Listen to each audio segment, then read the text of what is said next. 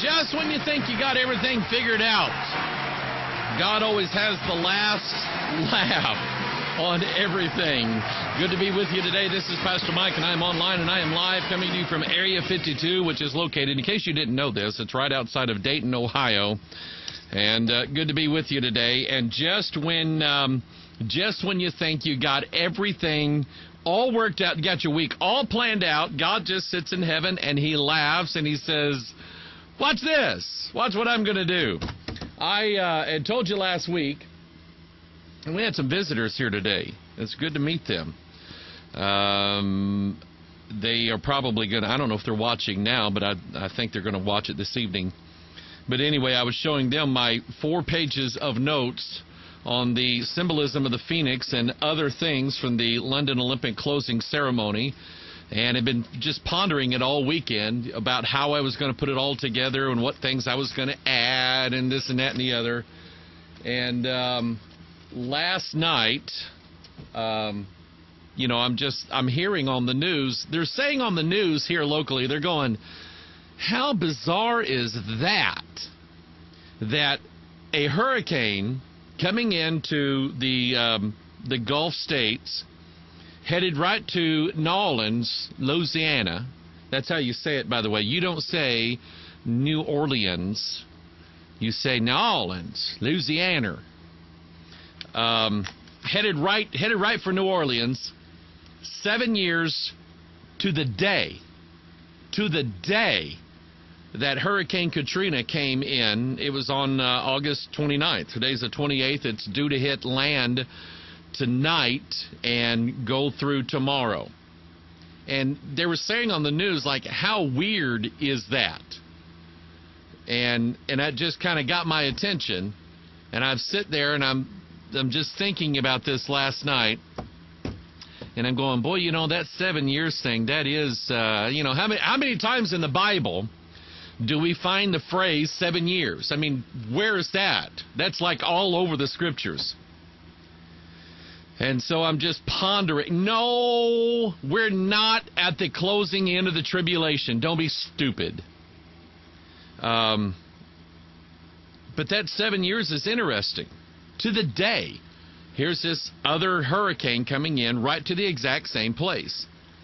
It makes you think now. It makes you think that maybe somebody's in control of the weather.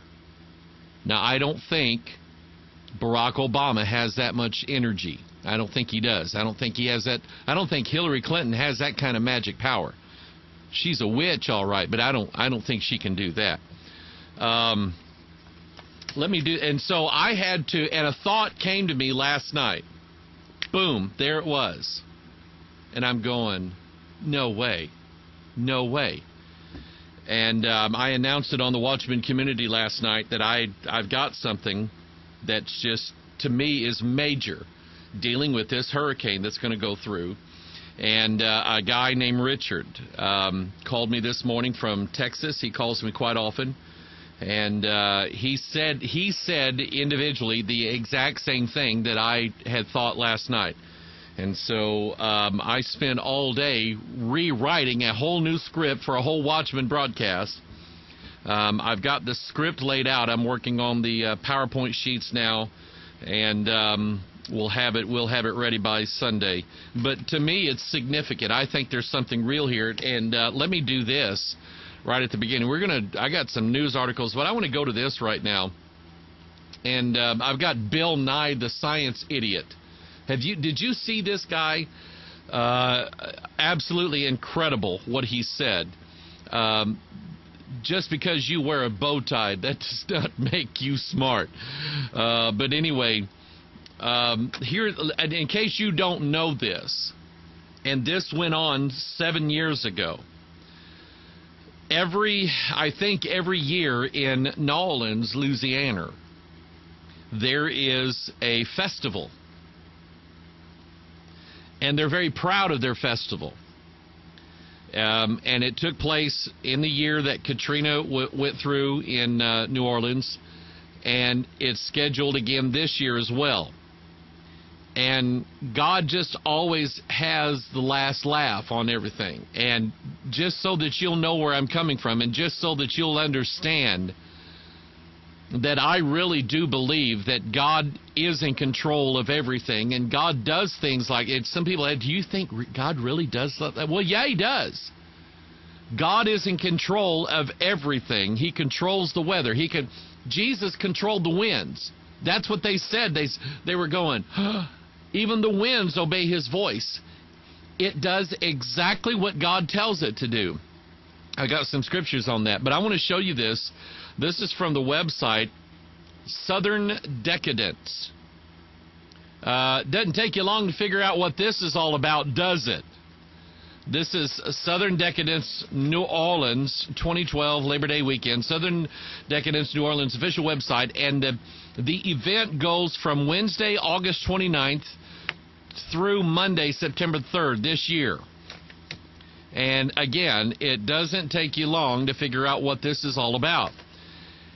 And then they have an update on their website, Isaac Storm update. Southern Decadence festivities will proceed as scheduled, because after all, you just can't slow us gay guys down, can you? Please check with your airline for updated flight information if traveling from out of state. The storm is forecast to have passed through New Orleans area by Thursday morning. Yeah, but what havoc is it going to wreak in its trail? These people are bound and determined to still go down to New Orleans, Louisiana, so they can be gay, be sodomized, so they can sodomize each other in the streets, and they'll get away with it too.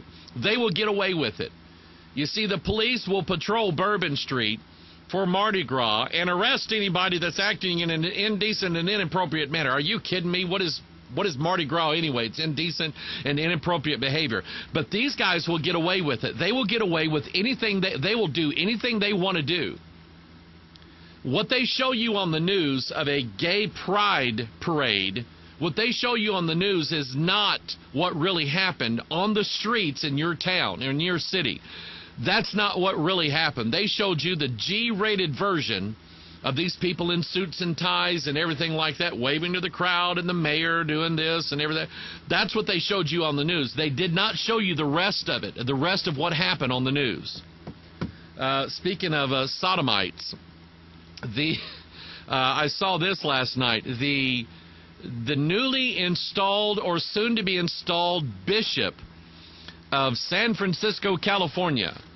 I can't remember his name, but he was recommended and he was appointed by the most holy Reverend Pope of all Roman Catholicism in Rome, and he was going to be installed as the Bishop of San Francisco. And there might be a little delay, and I don't think it'll derail it, but there's going to be a little delay in what's going on there. You see, it seems he got pulled over for drunk driving. Yeah, got pulled over. I mean, he was busted up drunk, riding around in his car, and he got arrested for it. So he's got to deal with his drunk driving issues before he can be the bishop of the most holy Catholic Church. And this is really interesting. And I've had two people bring this up to me today. Let me put this graphic up here again just for a second before you gag on it. Southern Decadence 2012 Isaac Storm update. Here's what's funny. Do you know what the name Isaac means? Where it came from? Well, yeah, there's Isaac in the Bible. Why did Sarah call her child Isaac? Because it means laughter. Remember, she laughed in the Lord's face. She laughed at God when he said, you're going to have a baby next year. She laughed at him and then lied about it. That's how spiritual she was. And so Isaac means laughter. And this, to me, this is interesting. You listen to this. Listen to the verses. Psalm chapter 2. Get your can of King James opened up here and listen to this. Why do the heathen rage? In other words, why do they go to New Orleans to have them a little festival? Why do the heathen rage and the people imagine a vain thing? They rage because they're angry because they're heathens. They're lost. They do not have what you and I have. You and I have the peace that passeth understanding. You remember that song we learned in Vacation Bible School? I have the peace that passeth understanding down in my heart. Where? Down in my heart. We have that. We have a peace that passes all understanding. Nobody can comprehend. People cannot comprehend the peace that we have. The absolute peace that we have. Knowing Jesus, knowing that our sins are forgiven, knowing that we're going to go to heaven when we die. But if you're a heathen, you're mad all the time. There's always some riot that you're wanting to be a part of. You're just angry at everybody all the time. That brings something to mind here.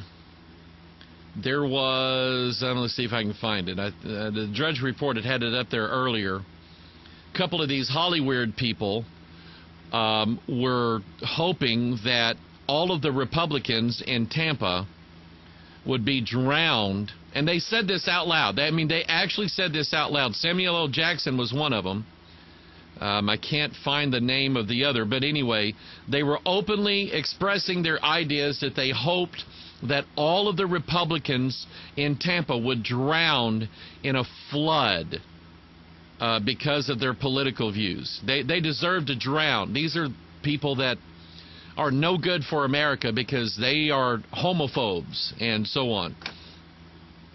Why do the heathen rage and the people imagine a vain thing? The kings of the earth set themselves, and the rulers take counsel together. That's a conspiracy.